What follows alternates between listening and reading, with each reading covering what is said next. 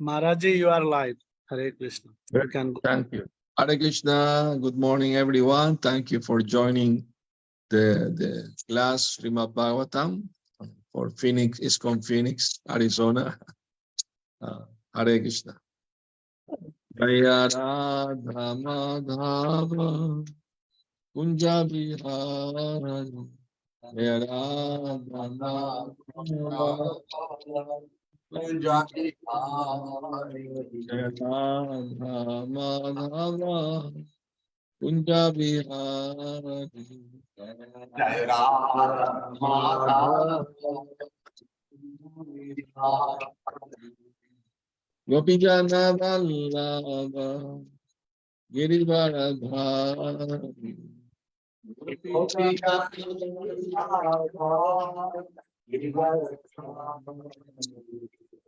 Gopijana Vallabha Girivaradhari Gopijana Vallabha Girivaradhari Yashodanandana Brajajana Ranjana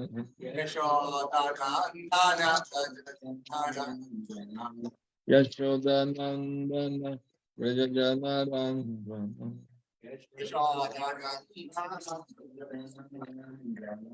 Yamunatira Vanachari Yamunatira Vanachari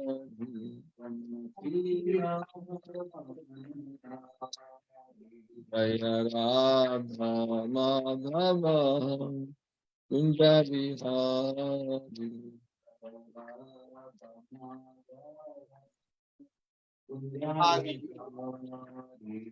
Jaya Radha Madhava Kunja Vihari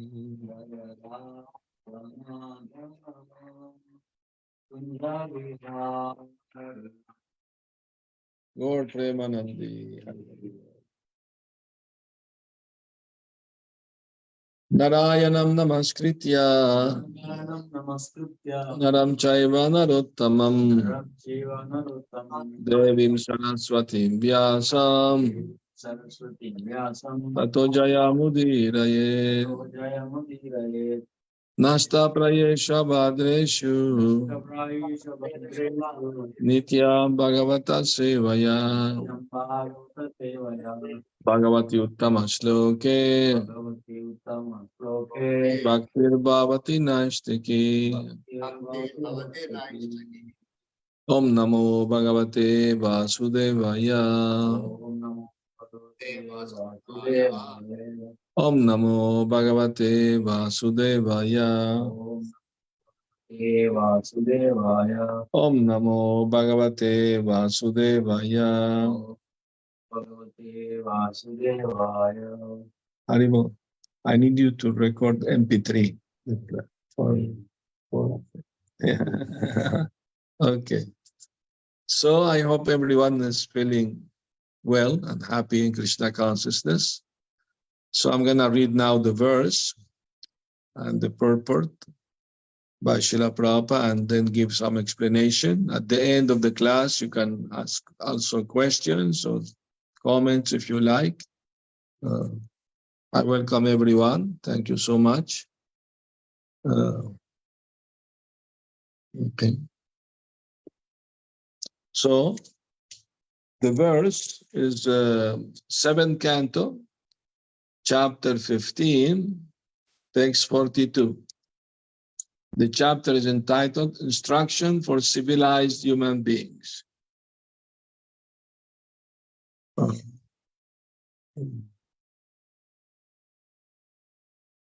Om Namo Bhagavate Vasudevaya. We already did that. Yeah. Aksham Dasha Pranam Adharma Dharmau Chakre Bimanam Ratinam Chajivam Danurhitasya Pranavam Patanti Sharam tu jivam param eva lakshyam. Aksham dasha pranam adharma dharmau. Chakre bimanam ratinam cha jivam. Danuritasya pranavam patanti. Sharam tu jivam param eva lakshyam.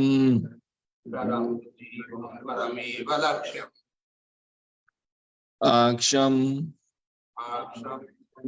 the spokes on the chariot wheel.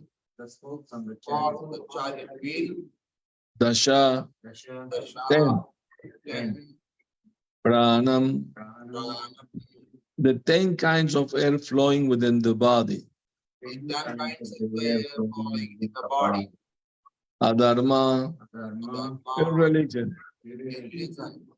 Dharma, religion. Two sides of the wheel, up and down. Chakre, in the wheel. Abhimanam, false identification. Ratinam, the charioteer or master of the body.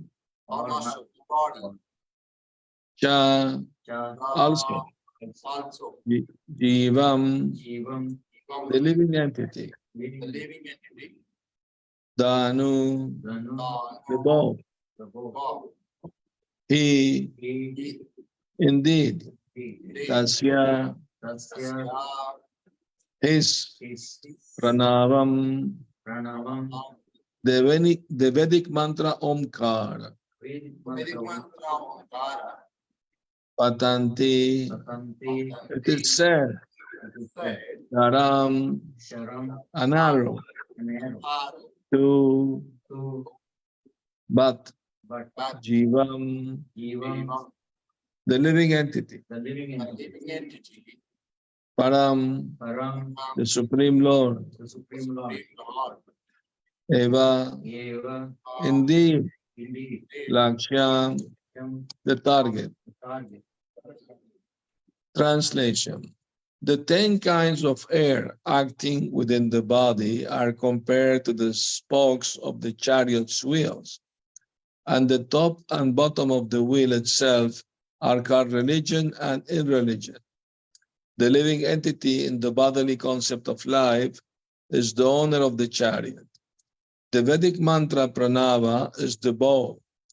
The pure living entity himself is the arrow, and the target is the supreme being. Purport. 10 kinds of life air always flow within the material body. They are called prana, apana, samana, vyana, udana, naga, kurma, krikala, devadatta, and dhananjaya. They are compared here to the spokes of the chariot's wheels. The life air is the energy for all of a living being's activity, which are sometimes religious and sometimes irreligious. Thus, religion and irreligion are said to be the upper and lower portions of the chariot's wheel. When the living entity decides to go back home, back to Godhead, its target is Lord Vishnu, the Supreme Personality of Godhead. In the conditioned state of life, one does not understand that the goal of life is the Supreme Lord. Na te vidhu swartagatim hi Vishnu, durashaya ye bahir artamanina. The living entity tries to be happy within this material world, not understanding the target of his life. When he is purified, however, he gives up his bodily conception of life and his false identity as belonging to a certain community, a certain nation, a certain society, a certain family, and so on. Sarvapadi vinirmuktam tatparatwena nirmalam. Then he takes to the arrow of his purified life, and with the help of the bow, the transcendental chanting of pranava or the Hare Krishna mantra, he throws himself toward the Supreme Personality of Godhead. Srila Vishwanath Chakravarti Thakur has commented that because the word bow and arrow are used in this verse, one might argue that the Supreme Personality of Godhead and living entity have become enemies. However, although the Supreme Personality of Godhead may become the so-called enemy of the living being, this is his chivalrous pleasure. For example, the Lord fought with Bhishma, and when Bhishma pierced the Lord's body on the battlefield of Kurukshetra, this was a kind of humor or relationship of which there are 12. When the conditioned soul tries to reach the Lord by hurling an arrow at him, the Lord takes pleasure, and the living entity gains the profit of going back home, back to Godhead. Another example in this regard is that Arjuna, as a result of piercing the Adhara Mina, or the fish within the chakra, achieved the valuable gain of Draupadi. Similarly, if with the arrow of the chanting of the holy name of the Lord, one pierces the Lord Vishnu's lotus feet by dint of performing this heroic activity of devotional service, one received the benefit of returning home back to Godhead. Om Agyana Timirandasya Yananjana Salakaya Chaksharum Militam Yana Tasmai Shri Gurave Namaha. Nama Om Vishnu Padaya Krishna Prasthaya Bhutale Srimate Bhakti Vedanta Swami Namine. Namaste Saraswati Devi Gauravani Pracharine Nirvishesha Shunyavadi Paschatya Satarine Jaya Sri Krishna Chaitanya Prabhu Nityananda Shri Advaita Gadadhar Shivasadi Gaur Bhaktavrinda Hare Krishna, Krishna Krishna, Hare Hare. Hare Rama, Rama Rama, Hare Hare. So we can see that there are metaphors also in the Srimad Bhagavatam. This is a beautiful metaphor comparing a chariot to the living entity, and how in this conditioned state one has different concept of life, which take one from different body to another body. And within the body, there are 10 airs, kind of airs, and the soul float on those airs. And this is, so in the human being's life, sometimes they act religiously, sometimes irreligiously. And the living entity who think itself to be the material body is subjected to this duality, good and bad, sometimes act good, sometimes act bad, no? Because of his wrong bodily conception of life. So, and the chanting of the mantras, Vedic mantras, all Vedic mantras start with Omkara, represent the bow. And the living entity itself is the arrow. A very nice comparison. And the target is to take rest at the lotus feet, take shelter at the lotus feet of the Lord, you know. So, very nice metaphor, beautiful metaphor. And we shall try to understand how the Srimad Bhagavatam is full of poetry also, full of beautiful metaphors also. And not everything metaphor, of course. Mostly everything is fact. But some stories like Puranjana story and like that, they are metaphors for our edification, to educate us in the spiritual knowledge. No? So here it is very nicely explained, all these ideas, spiritual ideas. So the main purpose of human life is to get out of the bodily concept of life. That's the most problematic thing for the living entity, because while a spirit soul identify with the material body, identify with the nation he took birth and family, society, you know, all these things. So this increased the attachment to bodily concept. And because of that, the soul sometimes perform pious and unpious and religious adharma activities due to the bodily conception of life. No? So all the Vedas teaching the soul to how to get out of this bodily designation, so the soul can become aware of its original position. Lord Chaitanya Mahaprabhu instructed Sanatana Goswami when he asked him, Ke ami, tapatrai, who I am and why I'm suffering the triple miseries. The triple miseries are Adhyatmika, Adibhautika, Adidaivika. Adhyatmika means the miseries given by the body and the mind. And Adibhautika, misery given by other living entities. And Adidaivika, natural misery given by devatas. Too much heat, too much cold, earthquakes, tsunamis, so many problems. So knowing all this fact, we shall know that this material world is not our real home. Our real home is with the Lord, His eternal abode, Vaikuntha or Golok, Vrindavan. According to the desire we may have to serve the Lord, He will reciprocate. This morning, one devotee asked me this question, that if the Lord is impartial with every living entity, He's impartial to everyone, why He favors His devotees more than the non-devotees? And the answer is that relationship is not affected by the karma, it's out of love. Because Krishna is a person, supreme person, and He likes to reciprocate. If somebody, Krishna says, I am equal to everyone. But if somebody approach me to do service, I consider him my friend and his friend to me.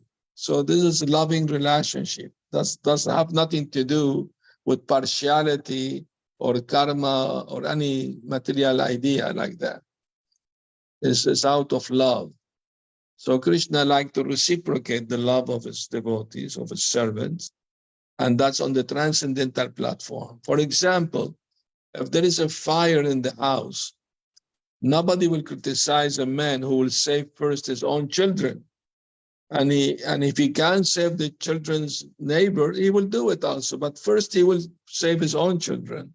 Nobody will criticize that. It's natural. It's normal.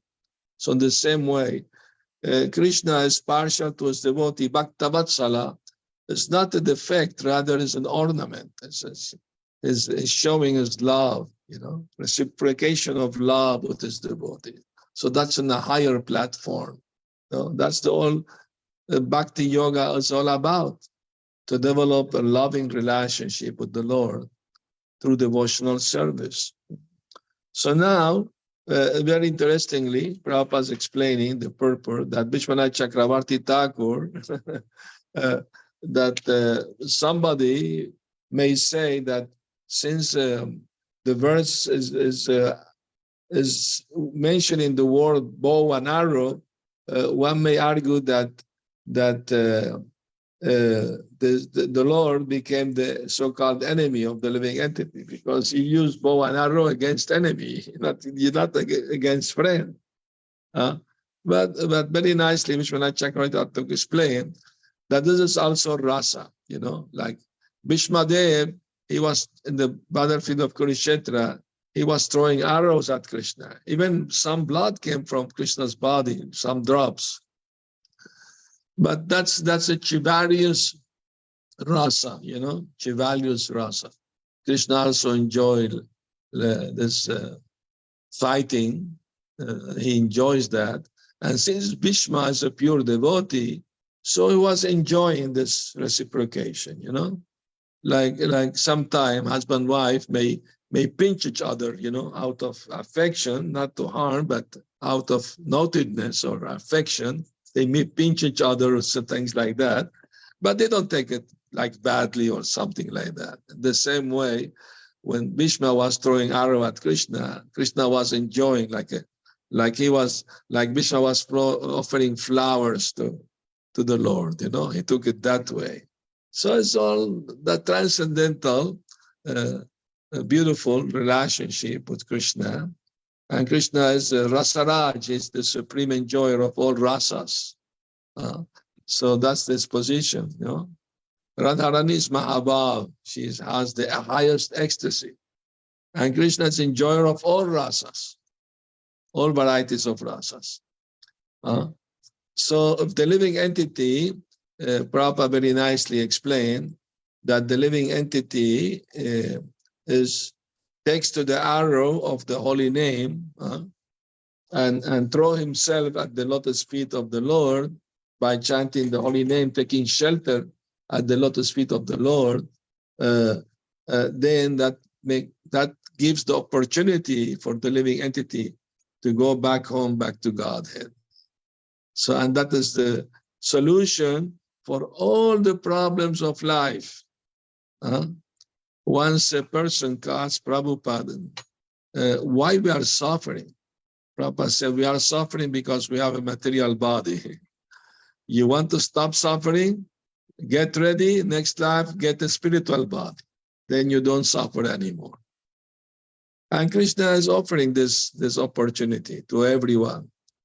He says in Bhagavad Gita, Jamma karma chame divyam evam yoveti tattvataha takta deham punar jamma naiti mometi sarjuna.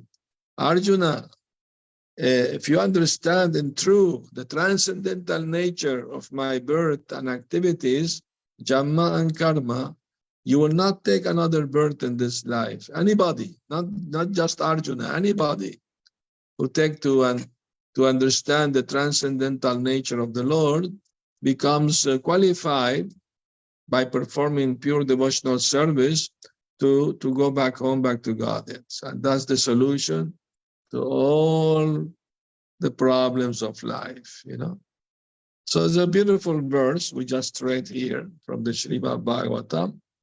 And also it is explained that also Arjuna, by using his bow and arrow, piercing the eye of the wooden fish, he gained Draupadi.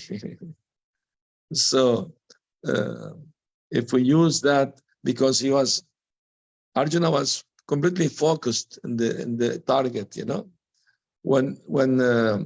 When Dronacharya was teaching Arjuna and the Kauravas archery, he will ask different Kshatriyas like Yudhishthir Maharaj, Bhima, Duryodhana, all of them. Okay, he put a wooden bird on the branch of a tree, and he said, aim at it. So he will ask everyone, what do you see? I see the bird. What else do you see? I see the sky, the branches of the tree. No, don't shoot. Next one. He was asking everyone like that. And everyone will say, yeah, I see the bird, but I also see the branches, other birds on the tree. And no, don't shoot. Then I ask Arjuna, fix your arrow and bow. What do you see? The bird. What else? Only the bird. Only the bird? Only the eye of the bird I see. Okay, then shoot. Then he pierced the arrow on the wooden bird, you know. So the target should be always one focus. That's what about devotional service is, to focus completely on the target, which is loving service to Krishna. Anyabhilashita shunyam jnana karmadhyana vritam anukulyena Krishna no shilanam bhaktiruttama. And devotional service should be free from bodily designation, no? From material concept of life, anyabhilashita shunyam, and should be free from karma and jnana, desire for material gain by devotional service, and achieve impersonal liberation. These two things shall be given up. And shall be favorable to Krishna. Devotional service should be to please Krishna. Although Kamsa was thinking of Krishna 24 hours, his thinking of Krishna was not accepted as devotional service because he was thinking of Krishna as his enemy. So devotional service should be favorable, friendly to Krishna. Then Krishna accepts. And when Krishna accepts our service, maybe imperfect, but if it is sincere, he will accept. And if Krishna accepts, then we are guaranteed to to go back home, back to God in this very life. It is possible. And if devotee has to take another birth, he doesn't care. He just prayed to Krishna, wherever you want to put me next life, just please give me always the opportunity to associate with your pure devotees and to chant the holy name. That's his only prayer. Devotee is not very anxious about his own liberation. He knows everything is in the hands of the Lord. Even if he had to take few births, he doesn't mind if he is given the opportunity to continue his devotional service to the Lord and the association of pure devotees. Bhaktivinoda Thakur, when he prays, I don't want to be even Brahma if he is not devotee. I prefer to be an insect in the house of a pure devotee. That's the prayer. So this is pure devotion. And we are trying to achieve that, to have the mentality, to develop the purity of a pure devotee. That's the goal of life, to become pure devotees. Not to go by Kunta or this or that, Swarupya or Shashti. The pure devotee have no interest in this. They want them to be always in love and surrender and devotional service to the Lord. Whatever the Lord wants to put them, they're happy performing Krishna consciousness. So this is sum and substance of this verse. And if you have any comment or question, please do. Take your time if you need to think about it.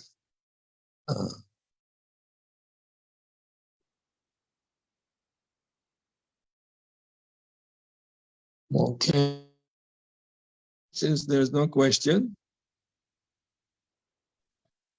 we can finish the class now.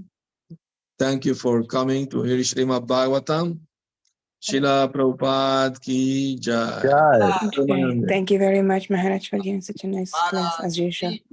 My Yeah. pleasure. Thank you very for much, inviting Shara Mohini Mataji. Nice. Thank you for your Yes, service. No. Hare Krishna. Hare Krishna. I'll go to Srila Prabhupada. Jai Srila Prabhupada.